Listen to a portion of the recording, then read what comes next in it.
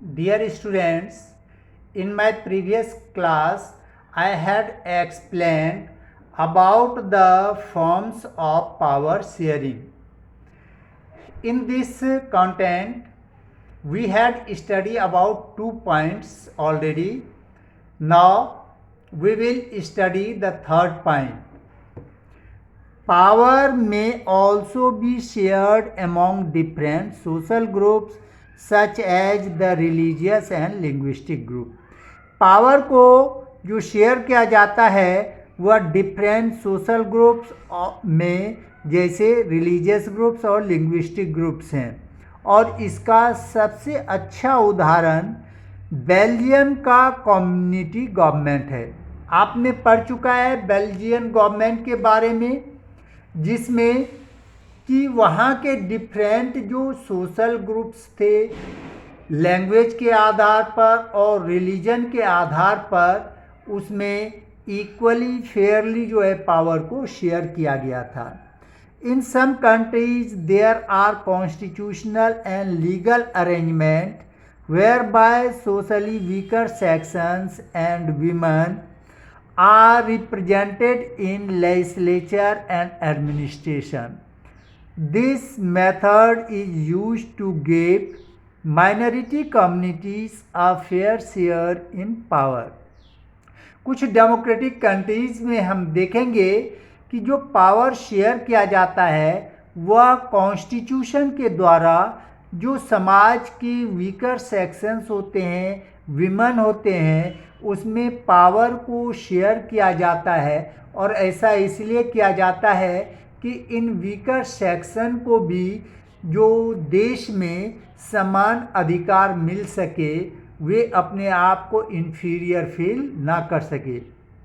In democracy power is shared among different political parties that represent different ideologies and social groups.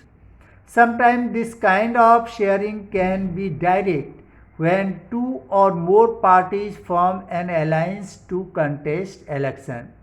If their alliance is elected, they form a coalition government and thus share power. हम कुछ democratic countries में देखेंगे कि power को जो share किया जाता है वह डिफरेंट पॉलिटिकल पार्टीज में, और कैसे पॉलिटिकल पार्टीज जिनके डिफरेंट आइडियोलॉजीज हों और जिनसे डिफरेंट सोशल ग्रुप्स जो है वे कनेक्ट हों।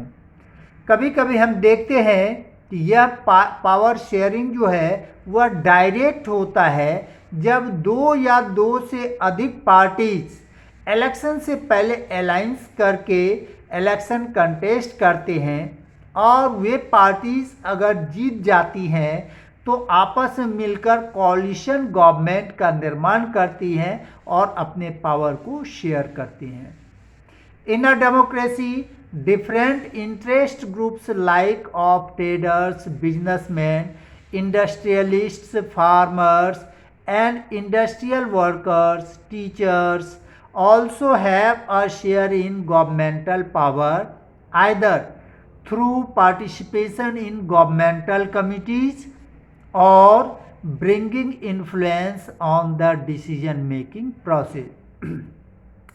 डेमोक्रेसी में हम देखेंगे कि कुछ इंटरेस्ट ग्रुप्स होते हैं, जैसे ट्रेडर्स के होते हैं, बिजनेसमैन, इंडस्ट्रियलिस्ट हैं, फार्मर्स हैं, टीचर्स हैं, इंडस्ट्रियल वर्कर्स हैं।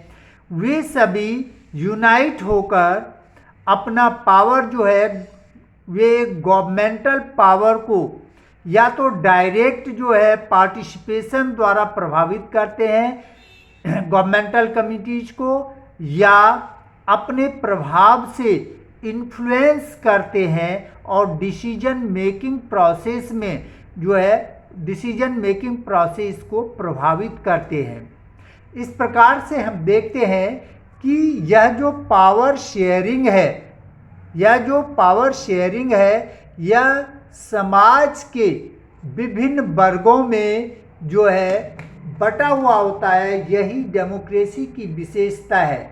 और डेमोक्रेसी है ही कि जितने अधिक लोगों के बीच में पावर को शेयर किया जाता है वह सही अर्थ में उतना ही पावरफुल डेमोक्रेटिक कंट्री बनता है, क्योंकि डेमोक्रेसी में पावर का मुख्य सोर्स जो होता है वह पीपल होता है। इसलिए डिफरेंट ग्रुप्स जो पीपल के होते हैं सबको पावर देना आवश्यक होता है, सबकी वॉइस जो है गवर्नमेंट में पहुंचना आवश्यक होता है। Okay government, if you will feel any trouble in any point, any topic, then you can consult me. Okay, thanks.